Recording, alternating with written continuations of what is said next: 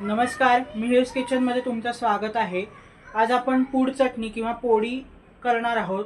ही चटणी इडली, डोसा किंवा गरम भातावर तुपासोबत देखील छान लागते। त्यासाठी लागणारे साहित्य: पाव वाटी हरभरा डाळ, पाव वाटी उडदाची डाळ, 10 ते 12 लसणीच्या पाकळ्या, 1 टेबलस्पूनच्या प्रमाणात तीळ, जिरं व बेडगी मिरची पावडर घेतलेली आहे, पाव चमचा हिंग, चवीनुसार मीठ व पाव वाटी कढीपत्ता स्वच्छ धुवून पुसून कोरडा करून घेतलेला आहे। सर्वप्रथम घेतलेले तीळ व जिरं मंद आचेवर भाजून घ्यायचं आहे।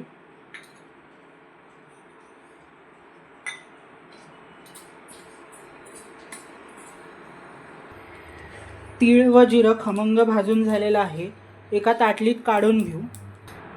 त्याच पॅनमध्ये हरभरा डाळ व उडदाची डाळ देखील हलके डाग येईस्तोपर्यंत भाजून घेऊ।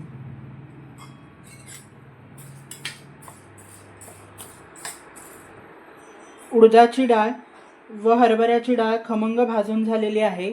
ही जिरं ज्या ताटलीत काढलं आहे त्याच ताटलीत काढून घेऊ। कढीपत्ता व लसूण देखील भाजून घेऊ।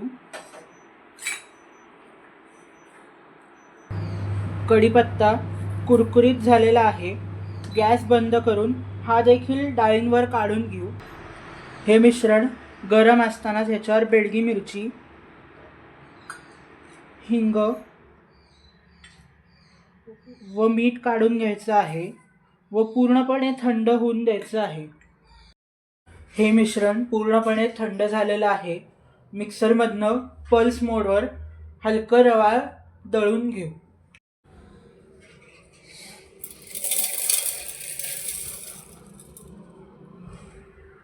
चटणी बारीक दळून झालेली आहे।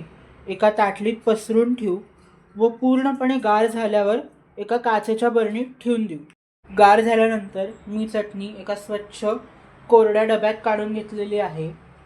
डब्याचं झाकण हे शक्यतो एअरटाईट असावं, जेणेकरून ही चटणी खराब होणार नाही। चटणी घेताना एक काळजी घ्यायची आहे की यात कुठल्याही प्रकारचा ओलेपणा, ओला चमचा जाऊन द्यायचा नाही, त्यामुळे चटणी लवकर खराब होऊ शकते। ही चटणी गरमागरम इडली, डोसा किंवा आप्प्यासोबत किंवा गरमागरम वरण, भात, तूप व ही चटणी देखील घेऊ शकतो। आपली पूड चटणी, पोळी किंवा गन पावडर तयार आहे। जरूर करून बघा। व्हिडिओ वेळात वेळ काढून बघितल्याबद्दल धन्यवाद। लाईक करा, शेअर करा आणि सबस्क्राईब करा।